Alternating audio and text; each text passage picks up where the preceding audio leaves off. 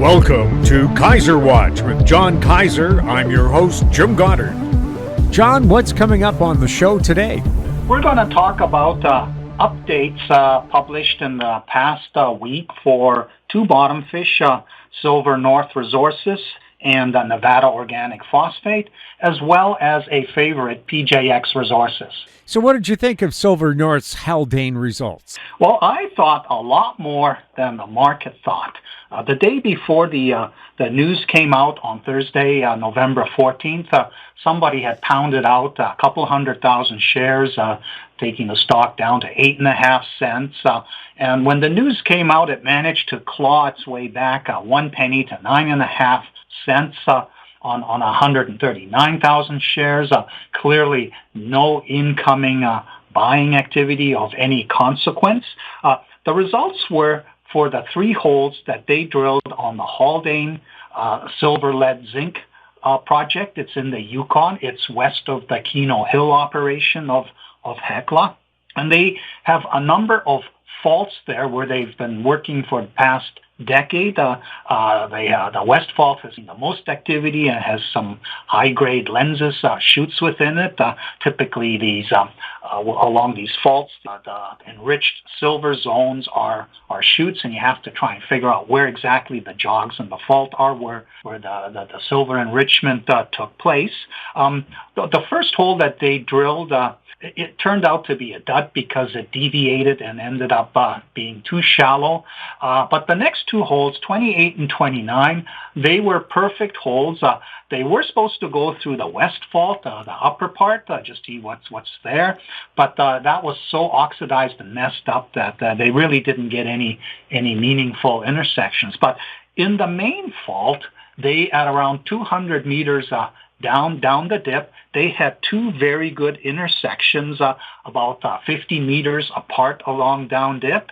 And there was even a spectacular 1 meter interval of 2,470 grams silver and 9.64 gram per ton gold. I asked Jason Weber, does Keno Hill ever have gold in it? He says, yes, once in a while, when there's a certain style of mineralization, gold does show up, and we're quite pleased to have encountered gold in this interval. Now, what's interesting is that there was a hole drilled in 2013, number 12, about 15 meters to the northeast along the main fault, and it was sort of spotted just to the west of the fault, and it did not get very much. And there's some other holes farther to the south, but the main fault has not really been viewed as being particularly fertile. So these results, and when they dragged them out as a large interval, it was like 13.75 meters of true width, 157 gram per ton silver, with lead and zinc credits for hole number 29, and hole 30, which is the deeper one. They ended up tabulating that as a true width of about 28 meters of 130 grams silver. And within these interval, they had grades up to 1,000 grams per ton, in addition to that spike it was only about 0.73 meters true width for the high grade 2,400 gram per ton value. Now, the significance of this is they now know that the main fault is also fertile, and in a sense, they got lucky in hitting one of these ore chutes, because you could move 50 meters along strike, and it might not be there anymore. The market, however, just shrugged. The program was finished in September, and so now they won't be going back in there until sort of June of next year. So the market's thinking, well, nothing's going to happen for a while. And the problem is, I think the audiences out there, they don't have a proper context for what the company is trying to accomplish. And I'm seeing the audiences just vanish. Nobody cares about the resource junior sector anymore.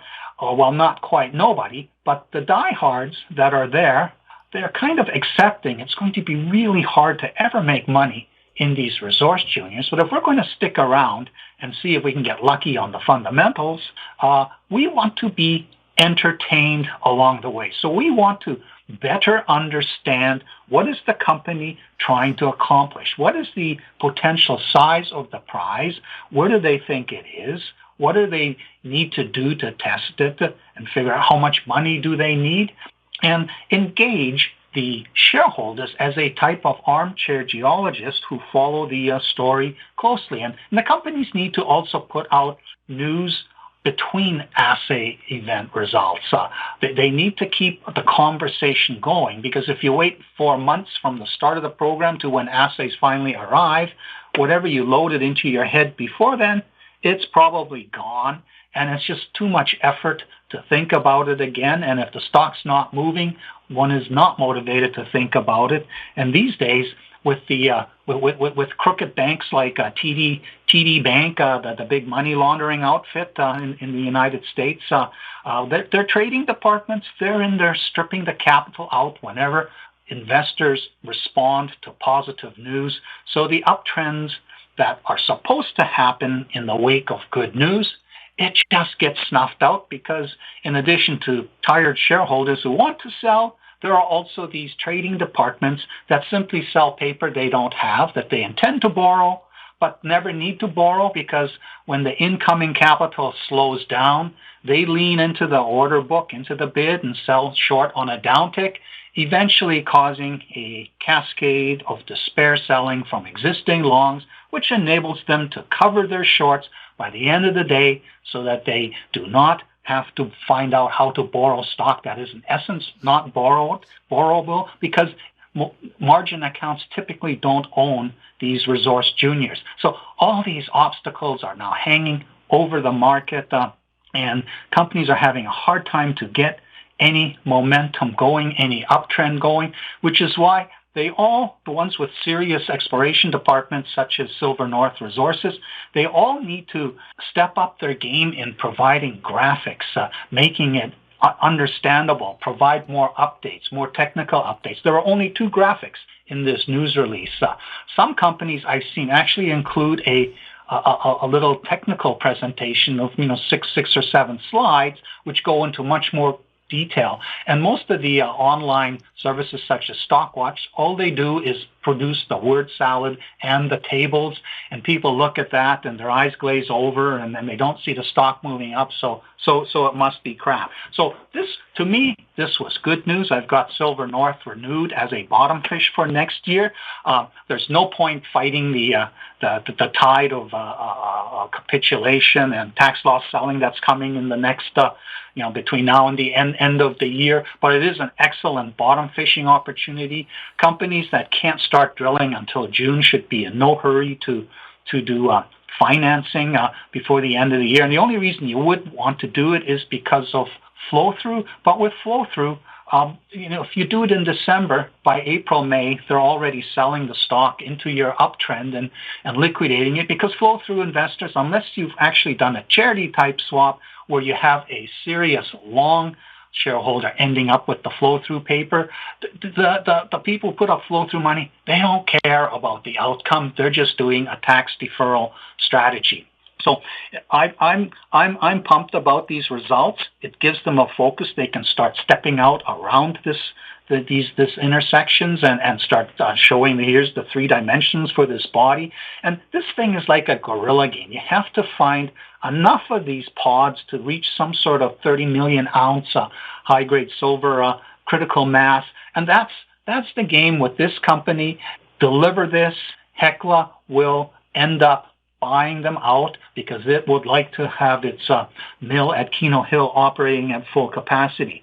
The other news that's left to come is still from the TIM project, in which Coeur can earn a majority interest. They did an important drill program this year. I'm not expecting any assays from that, any fantastic assays. It's apparently the geological context that they intersected in this system that had been looked at more than a decade ago, but mainly with trenching and not with any serious drilling. Apparently they now field. This is a CRD system, carbonate replacement style system, that's potentially enriched with silver, zinc, lead, similar to the silver tip on the BC side of the border. This TIM project's in southern Yukon. And they finished that program before the Haldane program was even started. And you ask yourself, well, how come Silver North has their Haldane results and Coeur doesn't yet have the TIM results? Well, the reason is Coeur has been super busy drilling its silver tip deposit, more extensions to it. And they saw the geology that they wanted to see. So getting the assays is not really a priority because the assays aren't going to be spectacular.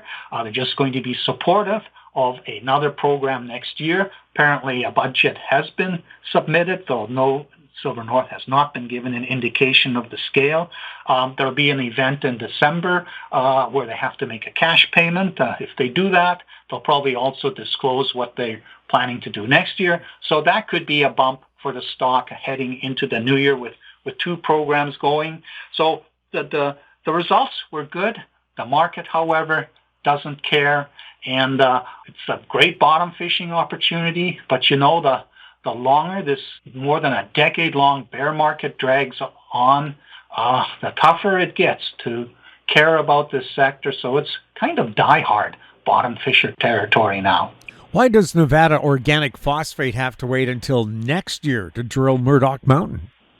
Nevada Organic Phosphate is one of my bottom fish, which I adopted because I liked their story that they were pursuing in the northeastern corner of Nevada. It's the Murdock Mountain project. And there are these beds of several meter, 2 to 3 meter thick phosphate beds that, grade from 3% to 15% P2O5.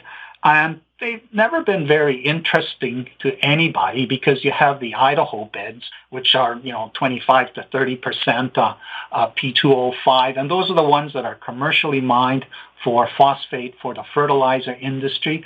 What makes them, what they have to do with that, with the Idaho phosphate beds, is because they have all these toxic metals, heavy metals in it, they have to chemically process it to get rid of all these undesirables that you really don't want to be applying to your crops. So these things never can qualify as organic. What's interesting about the Murdock Mountain phosphate beds, even though they're lower grade, they have a toxic metal index way below federal limits. Now maybe with this incoming government, they will eliminate all such limits, and you don't have to do all this expensive processing of the richer phosphate beds, but there'll still probably be places like California, has the economy that's the fifth largest in the world, almost 40 million people, and there's probably going to be people there who like proper organic produce, and so there may be a market for this stuff. Maybe the rest of America will not care. They'll have toxic phosphate as they deregulate these limits that the FDA imposes. So anyways, this is why I like this. It's a niche story. There aren't very many examples of this in the United States. It's on the edge of the big Western phosphate field. And all they need to do is drill this. And they've been struggling for, a year and a half to get the lease application approved. And because it's phosphate, it's like coal and other fossil fuels, you don't just stake claims, you apply for a lease over the land, and this lease then gives you, it's actually first permission to drill for a couple of years, and then if you actually find something, you convert it to proper title. They put out a press release recently saying, we spent almost $1 million on exploration, which is not really true. Yes, the outcropping beds have been sampled, and they have a rough idea, what the grade's going to be along the strike of these beds, but they really need to drill this. This money was spent doing all these various environmental studies that the BLM, the Bureau of Land Management, required.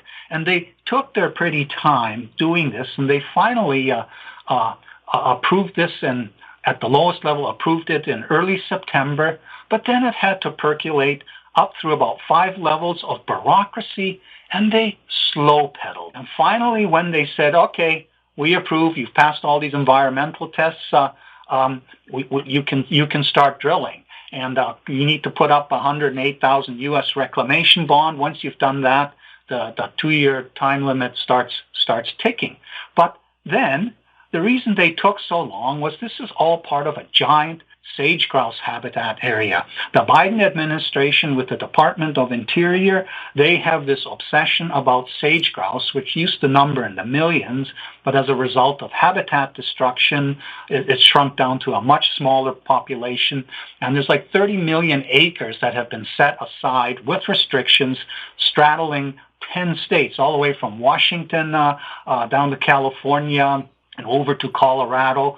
All of this is now sterilized. Now, if there's one good thing that the Trump administration can do, it's to cut back this craziness, this obsession with protecting these species at the expense of other things, such as exploring for metals and fertilizer minerals such as phosphate. So hopefully, first thing he does is roll back these restrictions, because it's insane that this vast area should be sterilized with restrictions. Now, the problem in the Murdock Mountain area is it's within these sagebrush areas, which are habitat for sage grouse.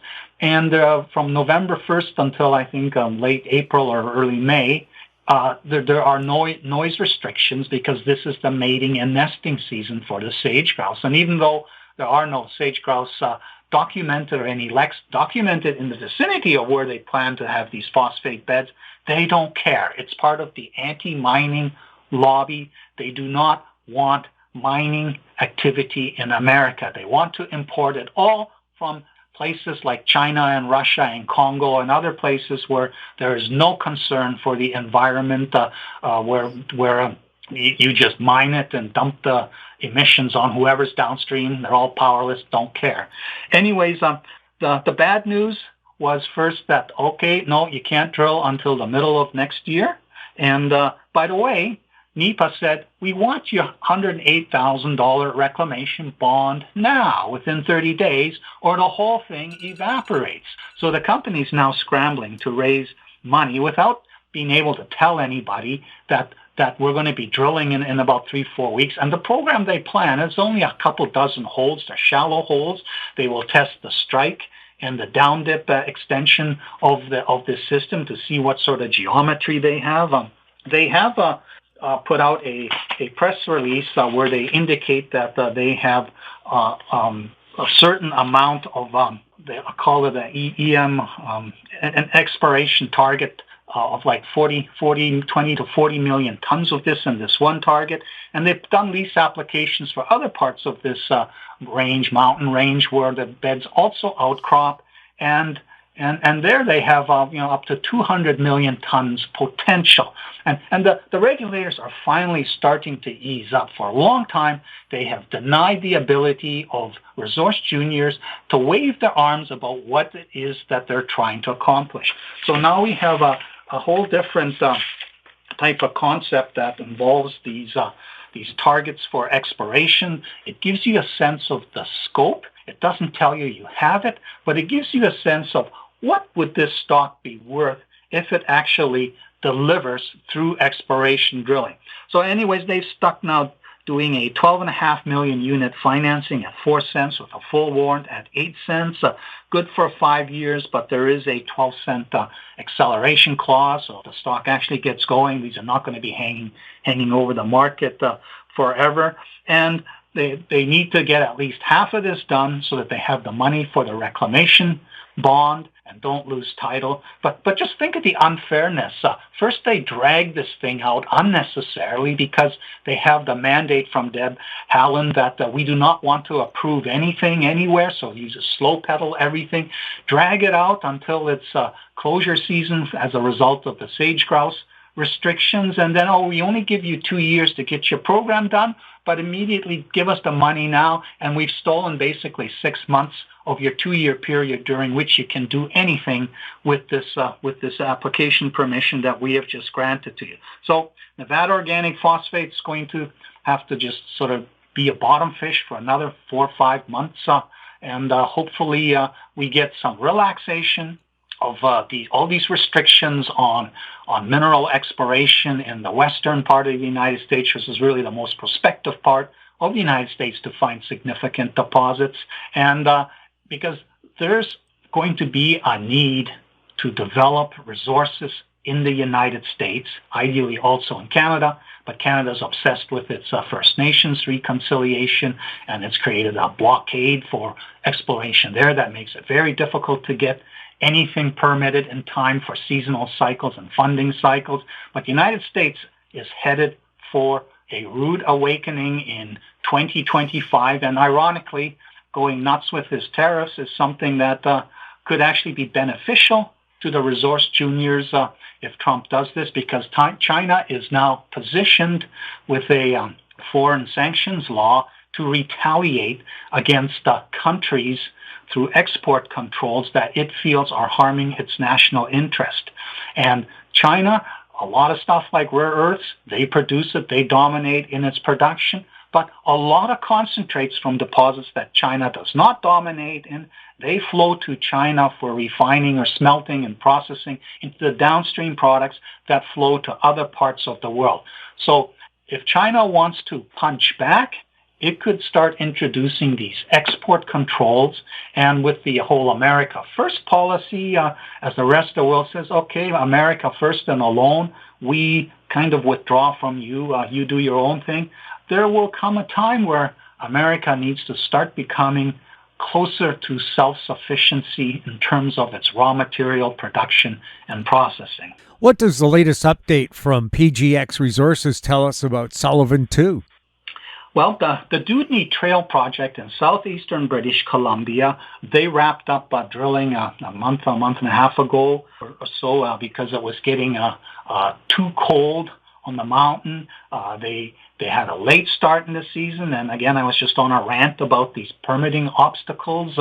What they thought should have been a permit in place by May, it dragged on until mid-July before they got the permit to do a drill program in that area. The permit is a good one. It's 5 years with lots of flexibility for where they can put drill pads, which is important because this is a complex project. They're looking for a SEDEX-style deposit, similar to the Sullivan deposit that's also in southeastern British Columbia.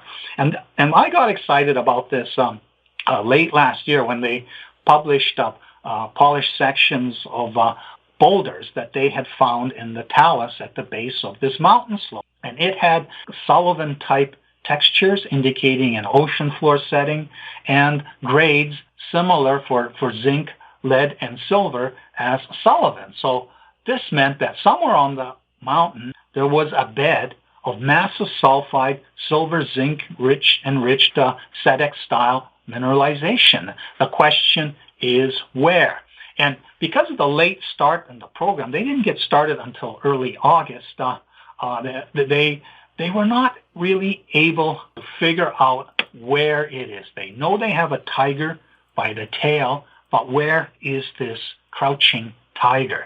And this is the frustrating thing that came out in this press release. They had completed 16 holes with two drills. One rig they used on the valley floor. The other one was a helicopter-supported rig.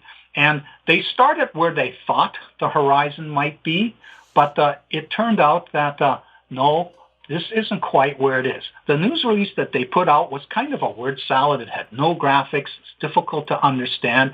So the stock promptly dropped from 15 cents to 10 cents. Now the market's eating the rest of the flow-through paper that has to be liquidated before the end of the year. The market can read from the press release that, no, we did not find the actual tiger. Sullivan 2 is still hiding, but we are starting to understand what's going on. And we realize now, like the drilling that they did was in the lower half of the cyanide dike that sits like a curtain on this mountain slope. Higher up is where they wanted to get higher up as they realized, though, we're only getting the deeper iron sulfide-rich pyrrhotite vent for this system. And the that vent would have actually come in later. The SEDEX mineralization would have been earlier, but it would have been higher up in the system.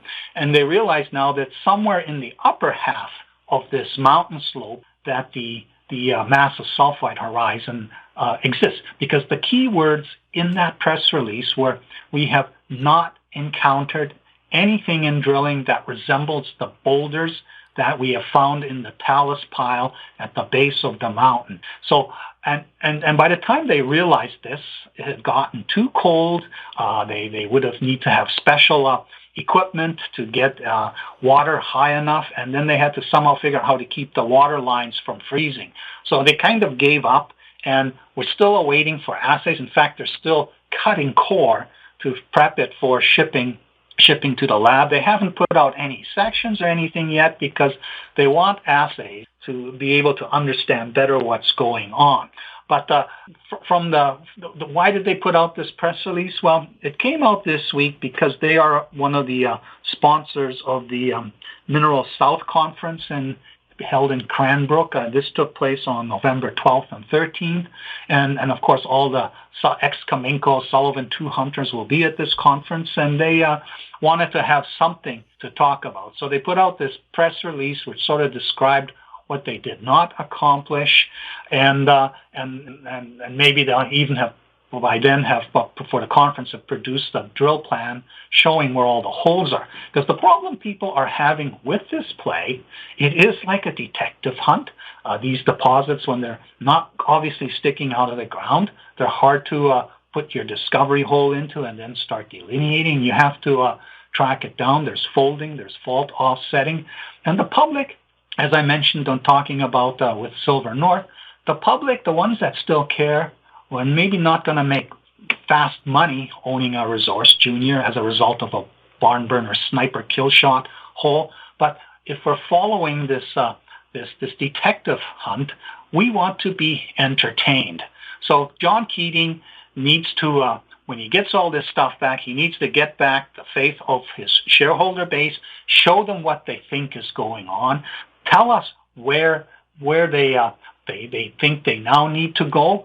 And they now know they even think they need to go to the cirque to the southeast, where it's all absolutely full of boulders. They've walked through it. There are no massive sulfide boulders in that talus pile there in the cirque. So they think the bed probably crosses through underneath. And they're also, the drilling that they've done, I mean, I talked to John Keating for a while. It's difficult to understand without graphics, and I've cobbled something together which may be incorrect, but when you go to the KRO comment, you'll see what my speculations are of what their thinking is, where they need to go next year. And one thing that he's starting to believe is that the Estella vein, they actually emerge from Sullivan, true Sullivan time.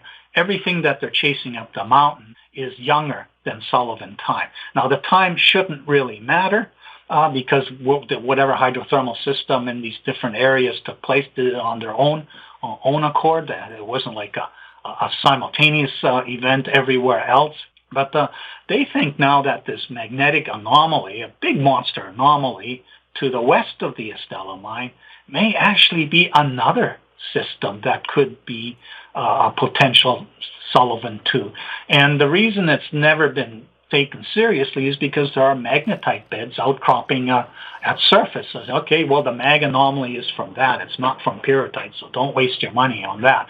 But so as they start to piece all this together and understand what's going on, next year that they're permitted to put their drills wherever, as soon as the snow is clear and they can go in there, they will move in. They'll have a full-fledged program. They do have only $2.5 million left at the end of the year, which means they don't have to finance during the worst part of the season or even the early. It used to be a good time to finance in the first quarter, but these days with this endless bear market, even that's become a questionable assumption. So the news was encouraging. They're starting to understand how the whole system works, and they're starting to vector in on where the drills need to be next year in order to deliver the beds that have the same grades, and hopefully significant thicknesses as they see in the massive sulfide boulders that they found late last year.